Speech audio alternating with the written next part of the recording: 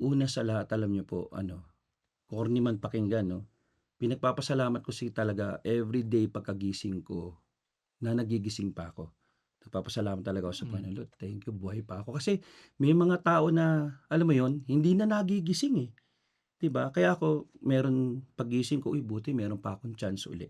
mm, So iniigihan ko siya and everything na ginagawa ko, I commit myself.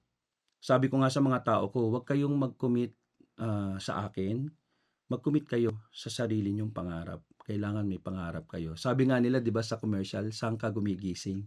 So ako 'yun, may gumigising ako para sa family ko, mhm, 'di ba? 'Yun yung pangarap ko, na ang dami naming struggles talaga sa buhay. Pero gano'n talaga ang gulong, minsan nasa ilalim ka, minsan sa ibabaw. Kaya 'pag nasa ibabaw ka, 'yun din, you stay humble.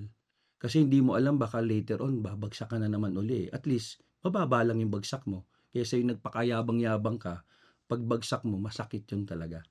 So 'yun yung pinagpapasalamat ko araw-araw, 'yun yung nagiging habit ko, pasalamat sa Panginoon. mm, And lahat ng ginagawa ko as much as possible, talagang ano, close to perfect talaga. mhm, 'Yun, mm, 'yun yung mm, gusto kong lagi kong rin sa mga anak ko mm. 'yun.